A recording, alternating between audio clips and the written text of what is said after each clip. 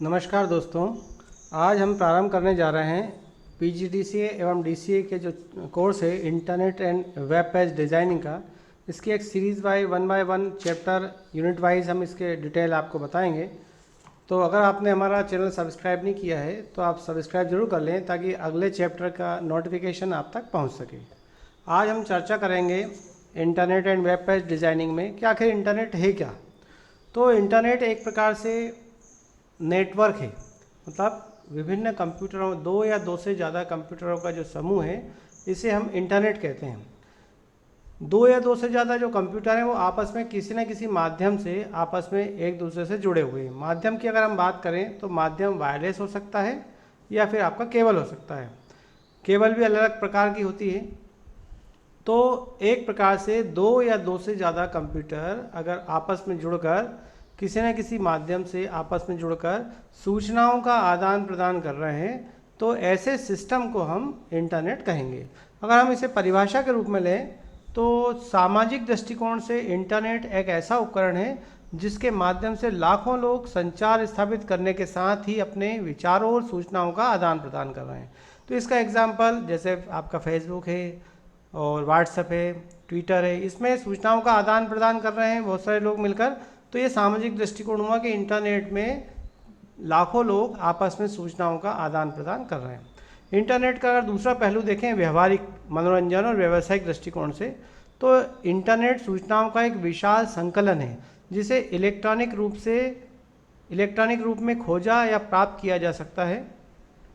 अर्थात इंटरनेट पर बहुत सारी जानकारियाँ, सूचनाएं चित्र के रूप में, वीडियो के रूप में अवेलेबल है।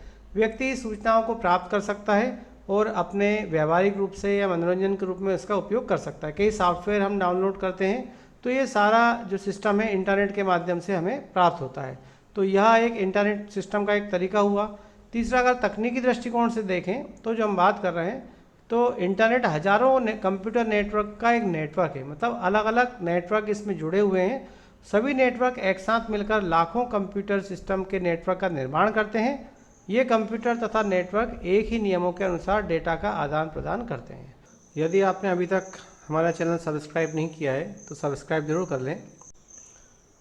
नमस्कार दोस्तों, यदि इंटरनेट में वृद्धि की बात की जाए कि किस प्रकार से नेटवर्क बढ़ते जा रहे हैं आज के समय में, तो इंटरनेट ने एक प्रकार से पूरी दुनिया को सिकोड़ के रख दिया है। एक विश्वव्यापी आयाम प्रदान किया है कि इंटरनेट पर सूचनाओं का एक प्रकार से विश्वव्यापी स्रोत उपलब्ध हो गया है और यह सब संभव हो पाया है वर्ल्ड वाइड वेब सिस्टम के माध्यम से। किस प्रकार से कोई भी एक वेब पेज को आसानी से किसी भी कंप्यूटर पर बैठकर इंटरनेट की सहायता से एक्सेस कर पा रहा है, तो ये सब संभव हो पाया है इंटरनेट में वर्ल्ड वाइड वेब की सिस्टम की मदद से। इंटरनेट के स्वामी की यदि बात की जाए तो इंटरनेट का कोई एक अकेला व्यक्ति इसका अधिकारी या स्वामी नहीं है। इसके लिए इंटरनेट में 3 सोसाइटियाँ कार्य कर रही है आज के समय में। एक है आपका इंटरनेट सोसाइटी, जो एक स्वयंसेवी संगठन है। इंटरनेट सोसाइटी का मुख्य उद्देश्य इंटरनेट प्रौद्योगिकी के माध्यम से वैश्विक संचार के आदान प्रदान करना, उसका विकास करना होता है। इंटरनेट सोसाइटी एक इंटरनेट आर्किटेक्चर बोर्ड का निर्माण करती है। इंटरनेट आर्किटेक्चर बोर्ड इंटरनेट के तकनीकी प्रबंधन और दिशा डायरेक्शन को निर्धारित करते हैं। इंटरनेट में डाटा के संचरण के लिए क्या तकनीक उपयोग की जाए, किस प्रकार से डाटा का संचरण हो, कौन से मानकों को अर्थात प्रोटोकॉल का उपयोग किया जाए, यह सब निर्धारण का काम हमारा इंटरनेट आर्किटेक्चर बोर्ड करता है। इंटरनेट प्रयोगकर्ता किस प्रकार से अपनी समस्याओं को इंटरनेट आर्किटेक्चर बोर्ड तक पहुंचाएं, तो इसके लिए एक इंटरनेट इंजीनियरिंग टास्क फोर्स बनाई जाती है। यह टास्क फोर्स इंटरनेट में आने वाली समस्याओं और उससे संबंधित क्या किस प्रकार से कार्य किया जाए उसकी बैठकें करती है और इसकी जानकारी इंटरनेट आर्किटेक्चर बोर्ड को देती है। इंटरनेट आर्किटेक्चर बोर्ड यह निर्धारित करता है कि किस प्रकार से उस समस्या का समाधान किया जाए। अब हम इंटरनेट सर्विस प्रोवाइडर की बात करते हैं कि इंटरनेट की सेवा प्रदान करता कौन है, किस प्रकार से आप इंटरनेट के उपयोग कर सकते हैं और किस प्रकार से उसका शुल्क जमा करना होता है।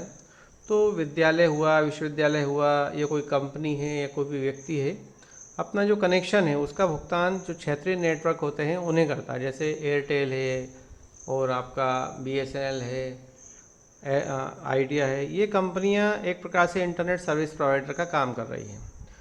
इंटरनेट सर्विस प्रोवाइडर जो है, जो हमारे देश का जो राष्ट्रीय प्रदाता है इंटरनेट सुविधा प्रदान करने वाला, उससे इंटरनेट सुविधा प्राप्त करता है। इंटरनेट सुविधा राष्ट्रीय प्रदाता से प्राप्त करता है। जैसे हमारा जो NIC सेंटर है हमारे देश का, NIC के माध्यम से पूरे देश में अलग अलग जगहों पर इंटरनेट सर्विस प्रोवाइडरों को इंटरनेट सुविधाएं प्रदान की जाती है।